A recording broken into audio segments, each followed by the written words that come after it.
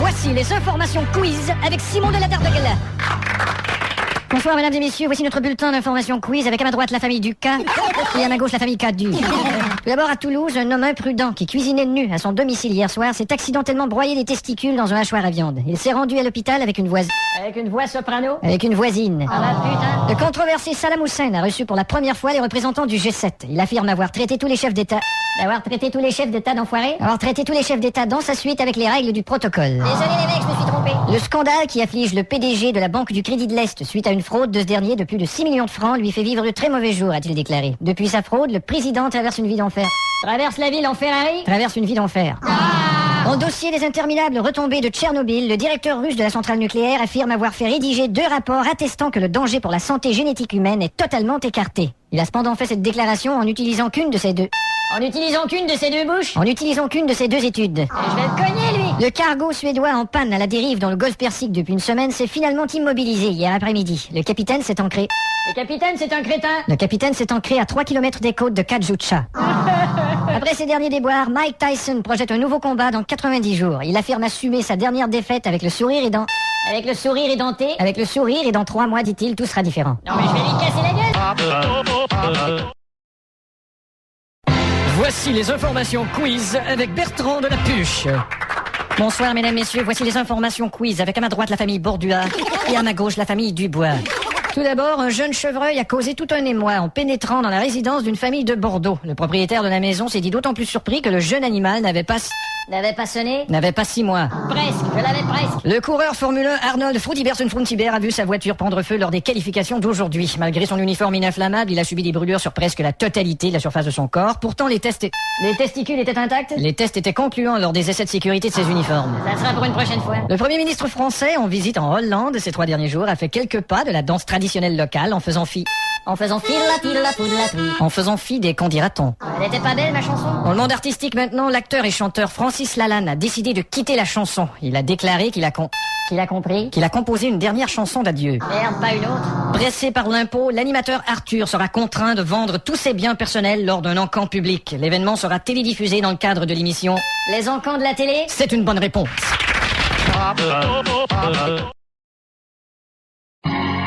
Voici les informations quiz. Merci, bonsoir. Voici vos infos quiz avec nos participants. À ma droite, monsieur Kerbout, bonsoir. Et à ma gauche, monsieur Berkout. Bonsoir. Tout d'abord, la loi anti-tabac est imminente en Europe. Les ministres de la Santé s'entendent pour dire qu'ils devront interdire la fumée de la cigarette dans tous les endroits publics. Ils sont conscients également que dans tous les paliers des gouvernements, les ministres devront aussi la respecter, s'y conformer. Une récente étude médiatique confirme que la nouvelle européenne la plus rapportée par les médias dans les 5 dernières années fut la vache folle qui a fait la manchette quotidienne chaque jour depuis 48 mois. Le boxeur américain Mike Tyson désire retourner dans l'arène malgré les reproches qu'on lui fait. On sait qu'il a notamment mordu l'oreille d'un adversaire lors d'un des combats. La vie et l'arène sont 2 choses différentes, a-t-il déclaré quand il est sorti d'une tribu de cannibales? Du tribunal suite à une agression envers une femme. Moulinex va produire à l'étranger pour abaisser ses coûts jusqu'à 2000 licenciements d'ici 18 mois. La société va faire plusieurs mixeurs électriques pour moins cher? Plusieurs mises à pied dès maintenant. Bill et Hillary Clinton ont accordé tous les deux une interview à la revue American People. On leur a demandé bien sûr quels souvenirs ils gardent de cette aventure avec Monica Lewinsky. Madame Clinton a gardé une certaine amertume et quant à Monsieur Clinton, il a gardé le cigare? Il a gardé le silence. Nouvelle artistique fort réjouie du succès de son album en anglais. Voilà que Lara Fabian se dirige vers l'espagnol. Depuis qu'elle a persécuté nos oreilles, percé dans les 2 langues, elle veut élargir son auditoire. Récipiendaire de nouveaux trophées, Mylène Farmer se déclare très émue d'avoir fait se déplacer autant de monde lorsqu'elle chantait live à Bercy.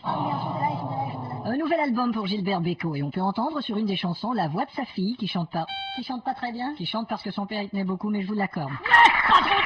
Du côté des sports, Formule 1, la nouvelle voiture de Jacques Villeneuve, Dige, a été dévoilée hier avec son nouveau moteur Dige Honda de la société japonaise Dige. Donc les prochains essais se feront dimanche.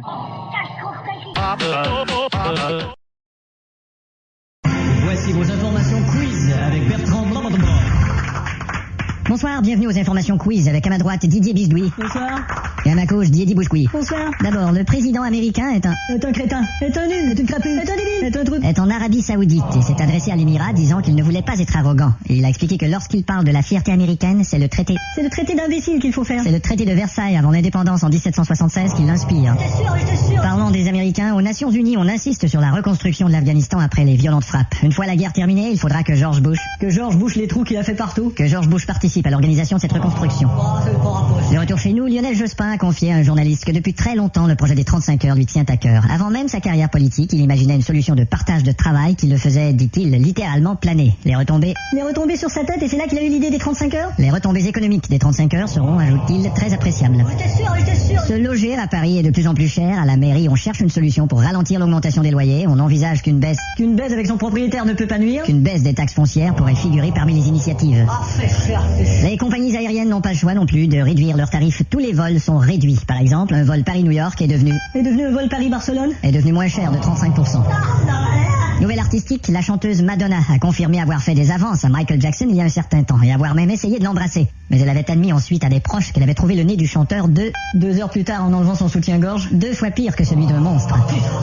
Une étude scientifique mondiale révèle que 2 personnes sur 3, c'est une partouze à 5. C'est une bonne réponse.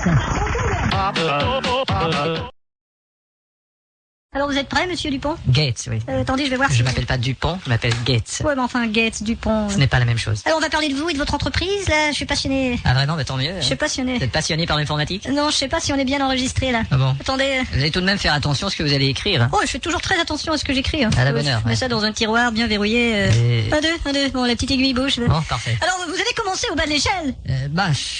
Oui, absolument. Il faudra peut-être le dire un peu plus fort. Oui, absolument.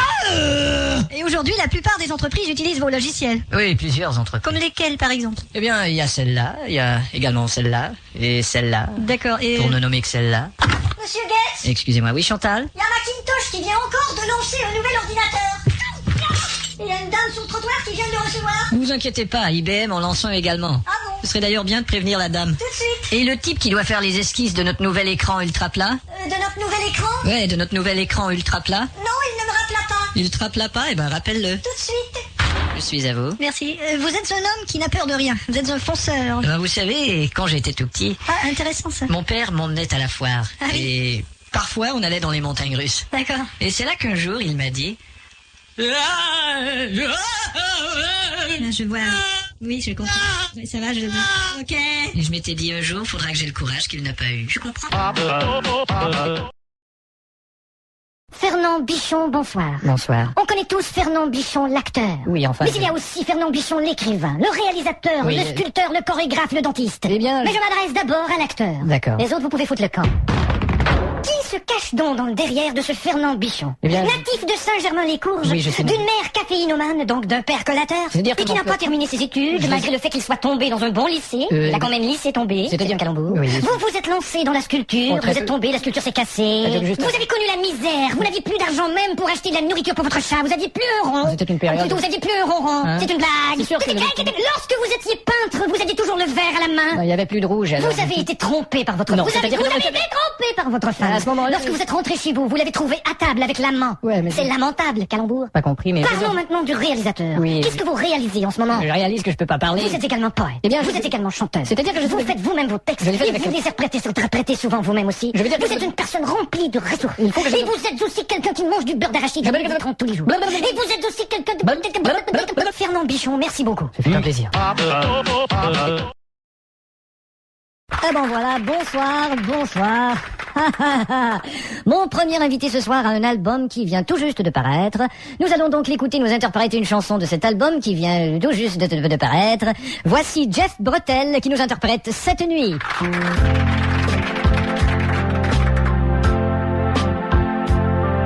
Cette nuit... Eh ben bravo, Jeff Bretel. Venez vous asseoir. Tenez, asseyez-vous. Ouais. Racontez un peu comment ça s'est produit. D'abord, il y a un excellent groupe de musiciens qui vous a engagé. Et non, c'est le contraire, c'est moi qui ai engagé les musiciens. Ah d'accord. Et ensuite, il y a un producteur qui vous a fait signer. Et non, c'est le contraire, c'est moi qui ai fait signer le producteur. Bon. Alors récemment, vous êtes allé en Amérique. Vous êtes l'artiste qui s'est le plus imposé là-bas et malgré tout, vous êtes revenu en France. Et non, c'est le contraire, c'est en France que le revenu est le plus imposé. Bon, en bref, tout a bien été. Et non, c'est le contraire, c'est bien été tout. Vous projetiez de faire carrière dans un autre continent, en Afrique. Ah non, c'est pas possible, j'ai pas l'argent pour ça. En Afrique. Non, on n'a pas de fric. Et vous êtes allé au Brésil rencontrer un impresario. C'est pas à Rio que j'ai rencontré un impress, c'est à Sao Paulo. Un impress à Sao Paulo, voilà. Et vous êtes allé aussi... Sûrement pas. En Afghanistan. Mais non, pas du tout. Vous êtes pas allé en Afghanistan? Non, je suis pas allé en Afghanistan. Ah non? Ah bon? C'est au Pakistan, je suis allé. Au Pakistan, ça devait vous exciter d'aller là-bas. Non, pas du tout. Ah non, le Pakistan vous a pas excité? Non, le Pakistan, c'est Pakistan. Bon, alors, je présume que vous allez nous chanter un petit extrait de... Non. Oh, bien sûr, ne me dites pas que vous allez pas... Non. Vous allez certainement déjà chanter un petit extrait. Non. Bon, bah alors, merde. Le réalisateur va nous faire tourner un petit extrait de vos nouvel album. On écoute ça.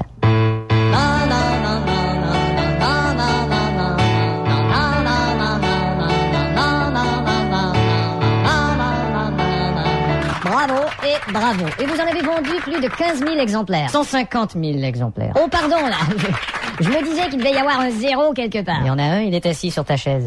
Vous aviez gagné le premier prix à l'issue d'un festival d'auteurs-compositeurs de grande valeur qu'on appelait le Festivaleur Sur. Ah, pas du tout. Comment ça, espèce d'enfoiré? Qu'est-ce que vous voulez dire? C'était le festival des mauvais auteurs-compositeurs. Ça s'appelait le Festival Rien du tout. Et comment vous y prenez-vous? Comment vous inspirez-vous pour... Moi, j'aime bien prendre un bain avec mon épouse Rita et l'inspiration me vient à ce moment-là. Et vos chansons sont directes. Vous aimez bien la vérité. Non. Mais j'aime bien la vérité. Mais avec tout ce succès que vous connaissez là, vous devez commencer sérieusement à vous poser des questions. Effectivement, il serait peut-être temps que je commence moi-même à me poser des questions parce que les vôtres sont très emmerdantes. On dit que vous avez vécu près de l'Indonésie. Ah, pas du tout. Il y a un peu d'indonésien en vous. Ah, pas du tout. Ah non, c'est en Bolivie que vous avez vécu. Bah, Il y a un peu de bolivien en vous. Est-ce que vous avez vécu en Malaisie, vous? Il y a un petit peu de malaise en vous. Et puis il y a votre dernière chanson là, celle qui fait ta la la la. Ah non, pas du tout. Elle fait la la la ta. Patrick Tugu, Oui. vous chantez la déchirure, la douleur. Oui. D'où vous vient ce cri? D'abord, quand Quand vous j'étais étiez petit, j'avais un poisson rouge. Oui. Et un jour, il flottait, Il il était était mort. Et je l'ai jeté dans les toilettes. Et j'ai tiré la chasse et tout ce qui est... Et je le regardais tournoyer. Et puis bon, j'ai pas de... Je trouvais ça dur. J'ai décidé d'écrire une première chanson sur ce petit poisson qui tournoie. Et puis c'est voilà ce qui a fait que c'est ça. Merci beaucoup, Patrick Tugu. Ouais, je suis prêt. Allez, voilà. Bonjour, monsieur le ministre. C'est moi. Asseyez-vous. Je suis un peu en retard là. C'est pas grave, vous allez bien? C'est une grande journée aujourd'hui. Oui, ma femme vient d'accoucher là. Ah, c'est une bonne nouvelle. Vous avez déjà des enfants, vous, je crois. Oui, 2. Attention, on va commencer. Toute une expérience. Vous allez voir, vous allez adorer. J'en doute pas. Attention. monsieur. D'accord. Maintenant. Bonsoir, mesdames, messieurs. J'ai à ma droite une crapule, un ignoble ministre véreux qui se sert à même les fonds publics pour combler le déficit de sa société privée. Bonsoir, monsieur le ministre. Pardon? Bonsoir. Nous savons tous que vous avez récemment vendu des parts de sociétés françaises publiques à des Américains. Bon, Ces transactions sont tout à fait contraires à vos déclarations. il a toujours été question de traiter avec les Américains sur Vous avez dit exactement le contraire dans votre discours électoral qu'on écoute immédiatement. Il n'a jamais été question de traiter avec les Américains sur Et ce sont des parts de 30 à 40% qui vont aux Américains. Non, pas 30 ni 40, mais 15, monsieur. Vous avez dit le contraire dans votre discours qu'on écoute. Pas 15, mais 30 et 40, madame. Que répondez-vous à cela? Écoutez, il n'y a pas pire erreur Oui. que de trop... Oui. que de trop... Vous avez dit exactement le contraire dans votre discours qu'on écoute. Trop de cul... Monsieur le ministre, on vous a pris la main dans le sac. Maintenant, comment allez-vous vous défendre? Eh ben, avec l'autre main. Regardez la caméra, s'il vous plaît. Hein? Regardez la caméra. Tournez-moi cette tête et regardez le cul. Ceci est un détecteur de mensonges. Ah bon? Si vous mentez, vous serez frappé par le gant de boxe à ressort. D'accord. Avez-vous commis d'autres actes illicites? Non. Non, quoi? Non, je n'ai pas commis d'autres actes illicites. Plus fort. Non, je n'ai pas commis d'autres actes illicites. Plus clairement. Non, je n'ai pas commis d'autres actes illicites. Ah, vous voyez, j'ai dit la vérité, ça a même pas déclenché. Bon, ça va, revenez vous asseoir. Monsieur le ministre, Oui. vous avez installé un sérieux malaise en sautant sur scène lors d'un... Bon, qu'est-ce qu'il y a là? C'est le détecteur, il fonctionne avec un petit délai. Bon, monsieur le ministre, vous avez installé un sérieux malaise en sautant sur scène lors de concerts du Philharmonique de Berlin pour vous jeter sur un des contrebassistes et taper sur son instrument. Oui, en fait, j'avais promis avant d'être élu de lutter contre la contrebasse. Vous aviez dit contre la contrebande, monsieur. Vous avez encore essayé de tromper vos électeurs. Bah, Et un autre dossier démontre ceci, mais en fait c'est plus personnel, mais vous êtes quand même soupçonné d'adultère. Comme vous dites, peut-être soupçonné. Oui. Mais je mène une vie conjugale irréprochable et très saine, monsieur. Monsieur le ministre, merci d'avoir été avec nous. Je vous en prie. Voilà, c'est tout pour ce soir. La semaine prochaine, nous parlerons de l'avenir du Sénat. C'est bon pour ce faire, le gouverneur Idiot Tata qui sera avec nous. Merci, bonsoir et à la semaine prochaine. Bonsoir, mesdames, messieurs, ici Sébastien Delarive. Afin de discuter des derniers événements qui ont éclaboussé le ministère de la Finance, nous recevons le ministre. Bonsoir, monsieur Delarive. Qui vous a dit de parler, monsieur le ministre? Je m'adressais aux téléspectateurs. Ah, mais bien sûr, je voulais seulement... Bon. Monsieur le ministre, votre chef de parti avait promis avant les élections un gel des impôts. Pourtant, depuis seulement 3 jours d'entrée au pouvoir, tout a augmenté de 12%. Non, 12% me semble un chiffre exagéré. J'ai ici le papier officiel du vérificateur qui dit bien 12%. L'avez-vous vu le papier? Le voici le papier. Regarde le papier. Tu vois le papier? Regarde le papier! Alors, qu'avez-vous à répondre à cela? Écoutez, il ne faudra que le temps de mettre en place un système adéquat de perception. Parce que... Quant à l'augmentation du taux de chômage de plus de 4%, est-ce également parce que Non, le taux de chômage n'est pas un effet... Si on voit la question de notre angle... Le taux de chômage n'est pas un effet de notre gouvernement. Là, si vous on voit la question de notre augmenté. Oui. La valeur de notre argent dégringole. Le pays est perdant face aux nouvelles ententes monétaires. Comment imaginez-vous un plan de redressement, trou du cul? D'accord. Eh bien, allez. Notre monnaie a perdu quelques plumes, mais nous... Il est clair que vous n'avez aucun plan de redressement. Mais qu'est-ce vous que vous entendez voulez parler, dire vous êtes cela? surpris par la question. Vous n'avez pas l'air de vous préoccuper de ce genre de choses. Monsieur le ministre, Oui, monsieur Delarive. vous avez récemment fait l'objet d'un scandale. Un scandale, c'est-à-dire, ce n'est pas parce qu'un ministre Bourré se fait prendre dans un sauna avec Une prostituée, ainsi que 12 mineurs, en ce moment, et 2 évadés de prison, c'est-à-dire que 3 kilos de cocaïne, si vous vous souvenez, 12 mitraillettes de contrebande, il y a là-dedans... et le tout dans un appartement payé à même les fonds publics, Il faut comprendre... dans le secteur le plus cher, Je veux dire que... propriété de la mafia, Écoutez... et des nazis, Oui, mais... et des terroristes, Non, dans faut- l'exercice de vos fonctions, Il faut savoir... stationnés en zone interdite, Bon, d'abord... à 5 reprises. je- Qu'avez-vous à répondre à cela? Eh bien... Exactement, c'est cela, oui.